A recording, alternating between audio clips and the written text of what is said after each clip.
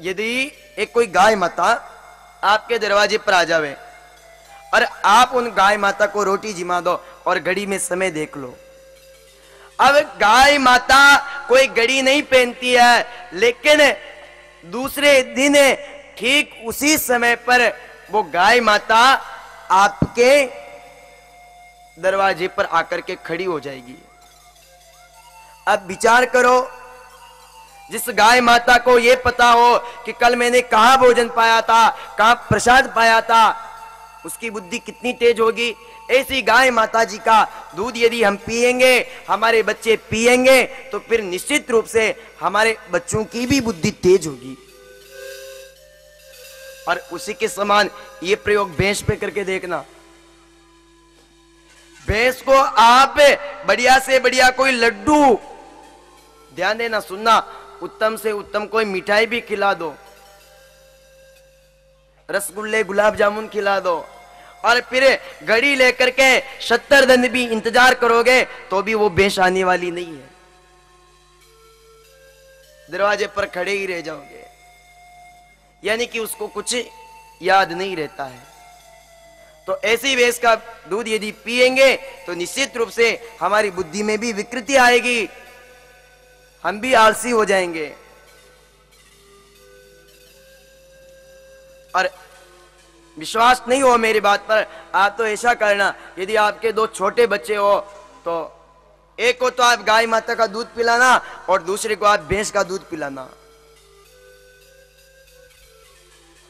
अब आपके जिस बालक ने गाय का दूध पिया हो, वो बालक तो जब प्रातःकाल होगा तो प्रातःकाल होते ही जल्दी उठ जाएगा और इधर उधर दौड़ेगा, पढ़ाई करेगा।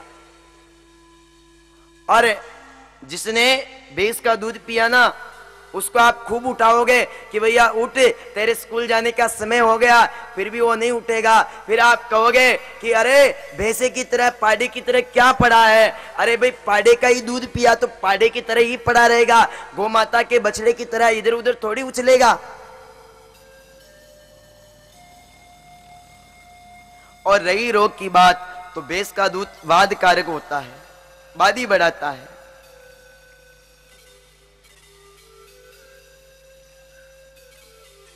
और साथ में ही यदि हम नियमित रूप से गाय माता के पंचगव्य का उपयोग करें, गोमूत्र का उपयोग करें, तो हमारे इस शरीर की समस्त बीमारियां समाप्त हो जाती है। अब आप विचार करो कि केवल गोमूत्र से और पंचगव्य से सारी बीमारियां समाप्त हो सकती है, तो फिर भारी भरकम इन अंग्रेजी औषधियों पर, इन दवाइयों पर खर्चा करके हम क्यों कंगाल बने।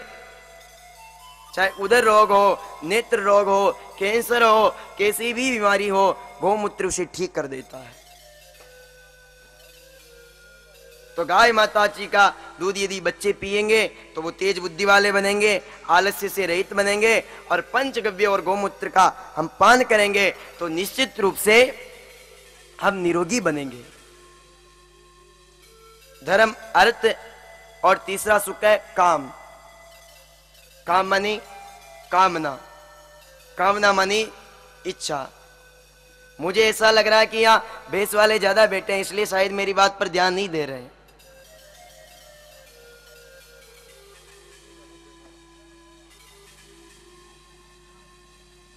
तो तीसरा सुख है काम। काम मानी कामना, कामना मानी इच्छा। हर व्यक्ति के जीवन में कोई ना कोई इच्छा होती है, आपके मन में भी होगी। ऐसा कौन सा व्यक्ति है जो हाथ खड़ा करे कि मैं अपने जीवन में कोई इच्छा नहीं रखता हूं? सबकी कोई ना कोई इच्छा है। और हमारे मन में कोई इच्छा जागृत होती तो हम क्या करते हैं? सीधे मंदिर जाते हैं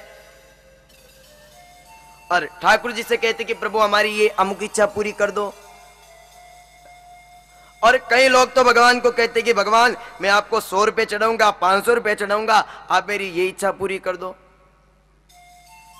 अरे भाई भगवान कहते कि तुम मेरे मंदिर में आओ, लेकिन मेरे से प्रेम करने के लिए आओ, इच्छाओं को लेकर के मत आओ, क्योंकि मंदिर जाने से इच्छा पूरी नहीं होगी। हम मंदिर जाने का विरोध नहीं कर रहे हैं, मंदिर स्वयं जाया करते हैं, मंदिर जाना चाहिए। मंदिर हमारी हिंदू सनातन संस्कृति का प्राण है, लेकिन केवल वहां जाने से इच्छाएं पूरी नहीं होगी। इच्छा के लिए श्री ठाकुर जी ने अलग से ये व्यवस्था की है, और वो है मां कामधेनु, स्वयं गाय माता जी। आप विचार करो, केवल मंदिर जाने से इच्छाएं पूरी हो जाती तो जब राजा दिलीप गुरुदेव वशिष्ठ के पास में गए तो गुरुदेव वशिष्ठ राजा दिलीप को मंदिर में भेज देते कि जाओ, तुम्हारे कोई संतान नहीं है, मंदिर चले जाओ, संतान की प्राप्ति हो जाएगी। अरे भाई, राजा दिलीप जब गुरु वशिष्ठ के पास में गए तो गुरुदेव वशिष्ठ ने राजा दिलीप को यही तो कहा था कि लो राजा दिलीप, ये नंदिनी नाम की गौ माता ले जाओ और श्रद्धा पूर्वक भगवान का ध्यान करते हुए, ये स्वयं हरि स्वरूपा है, स्वयं ईश्वर स्वरूपा है, ईश्वर की तरह जैसे सेवा की जाती है उसकी उसी प्रकार सेवा करना, तो निश्चित रूप से तुम्हारे यहां पुत्र रत्न की प्राप्ति होगी। रघु के नाम से रघुवंश चल पड़ा, और उसी रघुवंश में आगे चल करके भगवान श्री राम पधारे, भगवान श्री राम अवतरित हुए।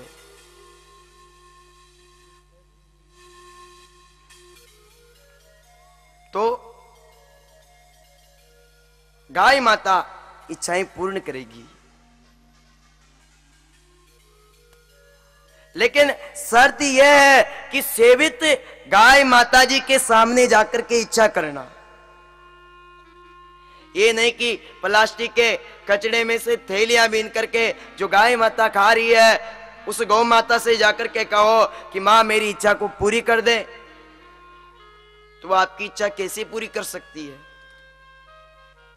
पहले हमें उन्हें प्रसन्न करना पड़ेगा, पहले हमें उन्हें संतुष्ट करना पड़ेगा, पहले जिस पद पर उनको होना चाहिए उस पद पर हमें उनको अभिषिक्त करना पड़ेगा, पहले हमें उनको भगवान मानना पड़ेगा। मानना क्या पड़ेगा? वो भगवान है ही है, हम सच्चाई को स्वीकार नहीं करते हैं, उस सच्चाई को हमें स्वीकार करना पड़ेगा। और उसके बाद में यदि हम कोई भी इच्छा गौ माता से करेंगे तो नियमित रूप से गौ माता हमारी इच्छाएं पूरी करेगी। धर्म, अर्थ, काम और चौथा सुख है मोक्ष।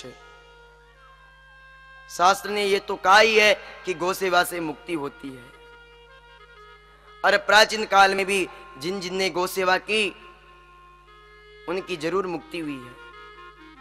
लेकिन कलयुग है, मुक्ति की बात छोड़ो, सभी को स्वर्ग चाहिए। आपसे पूछूं मैं कि नरक कौन कौन जाना चाहते हैं? चलिए हाथ खड़े कीजिए। कोई नहीं, किसी की इच्छा नहीं है। पंडित जी, काम भले ही कितने ही खतरनाक कर रहे हैं, लेकिन जाने की स्वर्ग की इच्छा है। घर में गाय माता होगी भी नहीं, लेकिन फिर भी स्वर्ग जाने की इच्छा है।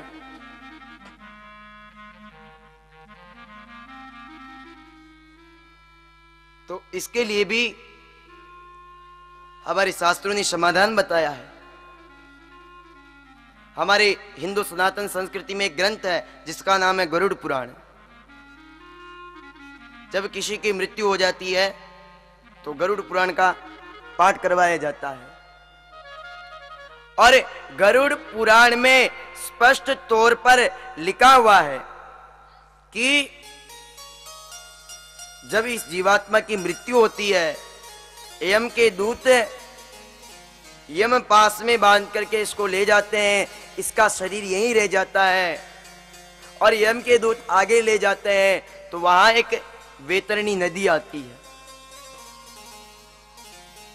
यदि ये जीव वैतरणी नदी पार कर लेता है तो इसको आगे स्वर्ग की यानी कि उच्च लोक की प्राप्ति हो जाएगी, और यदि ये जीव वैतरणी में डूब गया तो इसे भयंकर नरक की यातनाएं भोगनी पड़ती है।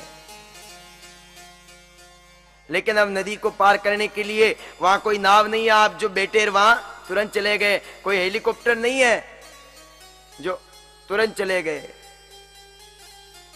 गुरुदेव कहा करते हैं कि जिस जीव ने जीवन भर गाय माता की सेवा की हो, उस जीव के लिए गाय माता की पूंछ आएगी और गाय माता की पूंछ पकड़ करके वो जीव वैतरणी नदी पार करेगा और आगे उसे वैकुंठ की, स्वर्ग की, गोलोक धाम की प्राप्ति होगी। लेकिन समस्या यह है कि जिसने गाय की सेवा की वो उसके लिए गाय की पूंछ आएगी। अब यहां भैंस वाले अधिक बैठे हैं, भैंस वाले इच्छा कर रहे होंगे, अरे महाराज छोड़ो ये क्या गाय गाय रट रहे हो, हमारे लिए तो भैंस की पूंछ ही आ जाएगी। देखो भाई, वैसे तो हमारे शास्त्रों में ये नहीं लिखा कि भैंस की पूंछ आती है, पर मान लिया जावे भैंस की पूंछ आ जाएगी। मान लो भैंस की पूंछ आ जाएगी, पर आप लोग अच्छी तरीके से जानते हो कि भैंस जल देखते ही, पानी देखते ही बैठ जाती है। जो स्वयं जल के भीतर बैठ जाएगी वो आपको क्या पार पहुंचा सकती है? मेरे नाथ, केवल और केवल हंसने से काम नहीं चलेगा। हमें महाराज घर में गाय को रखना होगा। और आपके यहां तो बड़ी दिव्य गौशाला है, यदि घर में गाय नहीं हो तो एक गाय को आप गोद ले सकते हो, स्वयं गौ माता जी की गोद में जा सकते हो। लेकिन घर में गाय जरूर होनी चाहिए। तो मैं निवेदन कर रहा था, धर्म, अर्थ, काम और मोक्ष ये चारों सुख हमें चाहिए, तो उसके लिए एक ही तरीका है, धेनु शरणम गच्छामि, धेनु शरणम गच्छामि, धेनु शरणम गच्छामि। बड़ी महिमा गाय माता जी के मूत्र की, गाय माता जी के गोबर की, कि शरीर पर चर्म रोग भी हो जावे और गाय माता जी का गोबर लगा दिया जावे तो समस्त चर्म रोग दूर हो जाते हैं। हमारे पुरातन काल में, प्राचीन काल में महाराज सारे देवी देवताओं ने गौ सेवा की।